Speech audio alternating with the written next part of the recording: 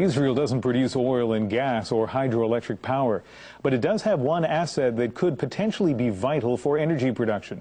The CBC's Peter Armstrong ventured deep into the Negev desert in the south of Israel to check it out. He has this report on a remarkable energy experiment. Deep in the heart of the Negev desert, there is but one natural resource: the sun, beating down, scorching the earth. This research facility is trying to harness those relentless rays.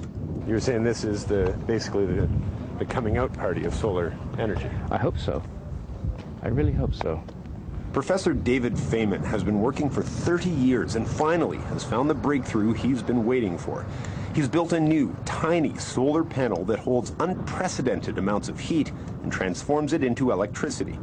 Using this dish, essentially a giant mirror, he concentrated the light of 1,000 suns onto the new panel. The result was staggering. So these ones here produce 1 watt. 1 watt each, yes. This one, 1,500. Yeah. Amazing, isn't it? What it really means, he says, is that solar energy can now compete with traditional energy sources on a large scale. Building a series of dishes, concentrating light onto these tiny panels, Feynman says he would need just 12 square kilometers to create 1,000 megawatts of energy at competitive costs. 1,000 megawatts is 10% of Israel's present generating capacity. Okay, it's enough for something like 1 million people.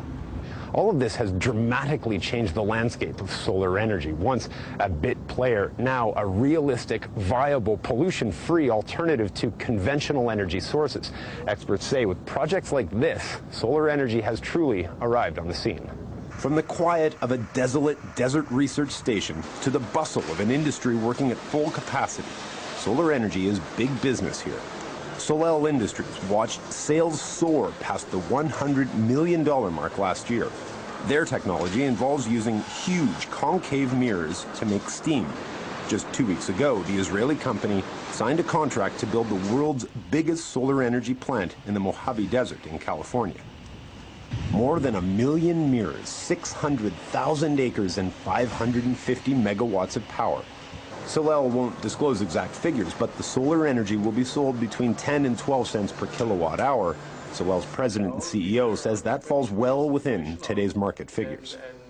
Actually, after we return the loan for construction of such a plant, we are the cheapest power, not competitive, we are the cheapest power because it costs you a few cents to operate and maintain such a plant. Here in Israel, almost all the energy comes from coal-fired generators. Scientists say in this land of sun, using solar energy designed and built by Israelis is a no-brainer. So we're actually choking to death with the amount of fossil fuel we're using. So that's one reason that we need to go solar. And the other reason is that Israel is one of the few countries in the world that has absolutely no natural sources of fuel. But like most countries in the world, Israel has chosen to wait and see. The fact is, solar energy remains untested on a large scale, so few politicians are willing to take what they still see as a large financial risk. But Feynman says solar energy has crossed a threshold, making it competitive and a reality politicians can no longer ignore. Peter Armstrong, CBC News in the Negev Desert.